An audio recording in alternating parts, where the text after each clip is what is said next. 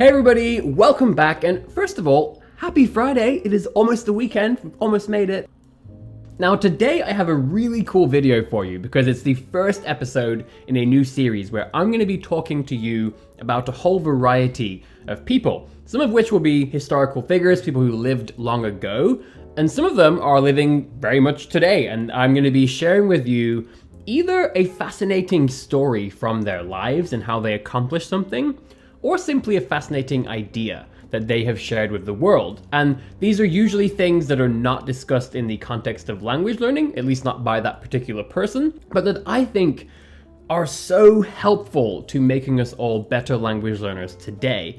And so we're going to be talking about this as a question of, how would they learn a language? How would they apply those central ideas and principles to the mountainous task of learning a foreign language? And so today, for the first episode, we're going to be talking about Simon Sinek. Now, for those of you who don't know, Simon is a very well-known motivational speaker and an amazing author. He's written 5 books in total, I believe, but my 2 favorites are Start With Why and The Infinite Game. I'll leave a link to those in the description. I highly recommend you check them out, but please do, if you have a local bookshop, support them before you support me. And I'll also leave a link to Simon's YouTube channel, which is also spectacular. It's really worth taking a look at Simon Sinek's work. Now, just for the record, in case it's not obvious, I haven't spoken to Simon. These are just my thoughts on how I think he would apply some of the core ideas that he discusses to learning a language. But if anyone knows Simon, then feel free to set that up. I think it would be great. So then, how would Simon Sinek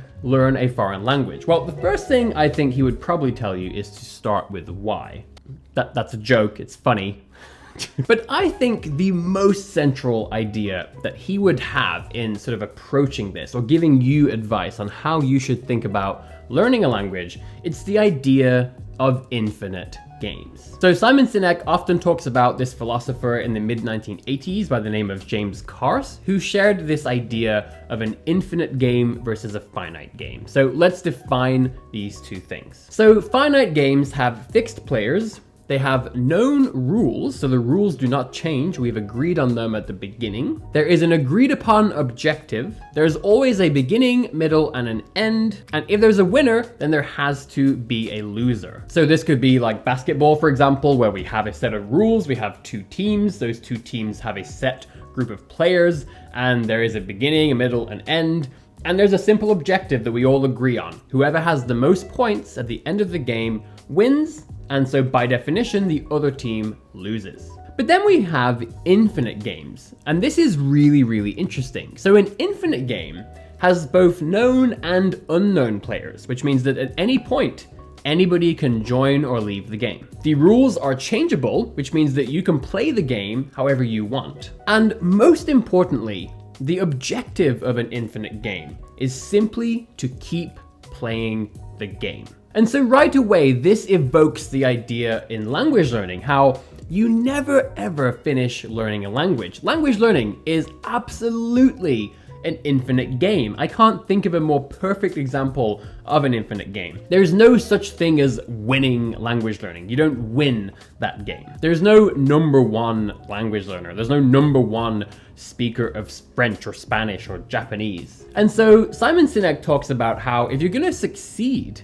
in an infinite game, then it's very important to approach the game with an infinite mindset. And he talks about how problems tend to arise when you have an infinite game and then you have finite players playing that game. Because what always happens is somebody with a finite mindset playing an infinite game will always become frustrated. Because if you have 2 people, one is the infinite player and one is the finite player, well, the finite player, their whole goal is to win something, right? Whereas the infinite player, their only goal is to keep playing the game, right? So the finite player is trying to beat the other person, where the infinite player is trying to just beat themselves every single day. And so I believe that many people in the world learning foreign languages, we may not realize it, but we are approaching this as a finite game, right? Many people tend to compare themselves to other people, right?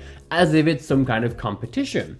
And I think that, the greatest language learners understand that the only objective here really is to just keep playing the game. It's to keep studying. Because again, you never finish learning a language. You're never done, right? You learn 10 new words today, you forget 2 of them, and you also forget 2 words that you learned last month. You spend a whole month improving your grammar skills and really getting down the subjunctive in French or learning all the conjugations in Spanish. But then it turns out that you've now forgotten loads of words and you got to do this. It's an infinite process of constantly refining different skills, reviewing things, learning new things, and it never stops. And so in my opinion, and I think Simon would agree, the only way that you lose in language learning is if you stop playing the game, to stop studying. And I think that this idea can really help a lot of us feel more confident in language learning. It makes the incredibly mountainous, vast task of learning a language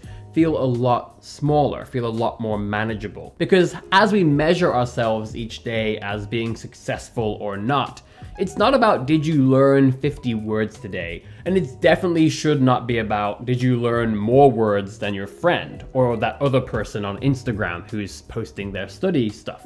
It's simply about did you show up? Are you still playing? Are you still going, still studying that language? That is the most important thing, and I think that is more manageable. And another thing that Simon Sinek said in a talk he gave, which I thought was really cool, is he said that not only does this help ensure that you have more confidence and that you succeed, but it also ensures that you find joy in what you're doing. Because the joy of an infinite game, it doesn't come from comparison. It doesn't come from ranking, from being number one, from beating somebody. The joy of an infinite game simply comes from progress, from advancement. And I think, again, nothing could be more true for language learning. The true joy of learning a language is seeing your progress. It's being able to talk to other people, to communicate, whether that's with a person in real life or maybe someone who wrote a book 100 years ago, any of these things. But it's the progress we make on an everyday basis. That is one of the greatest joys in language learning. So to me, it's not about, having the longest streak on Duolingo compared to every other person. It's not about beating my friend who's also learning Japanese. It's certainly not about having more YouTube subscribers than other language learners or any of this stuff. It's about continuing to play the game. And for me, it's about helping other people to also stay in the game. Because at the end of the day, that's how we all win. Language learning in particular, it's dependent on there being other people, right? We are a community. If you want to talk to other people, you have to have other people to talk to. And I think that especially learning a language, it's a very, very community-based endeavor.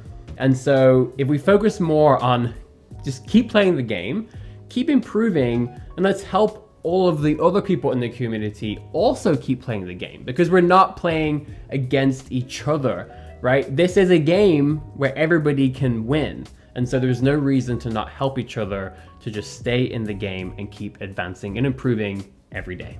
Okay, everybody, so that is how I think Simon Sinek would approach learning a language. He would approach it as an infinite game, and I think that would be a sort of North Star for him throughout the entire process. Okay, everybody, so that was my take on how I think Simon Sinek would learn a foreign language. I really believe that this idea of language learning being an infinite game, I think that would be his North guiding star throughout the whole process. And I think that's what would make Simon a wonderful member of the language learning community, because he's a person that would not be trying to beat you. He'd be trying to help you keep playing the game alongside of him. So that's my goal here on this channel. I hope you enjoyed it. I would also love to hear your own thoughts. Maybe someone else wants to focus more on, starting with why, this other idea that Simon has shared with us. But yeah, please feel free to leave me a comment, and I will definitely be doing some sort of book discussion on the books that Simon has written. Okay, everybody, have a wonderful Friday, a fantastic weekend, and I'll see you back here on Monday for another video.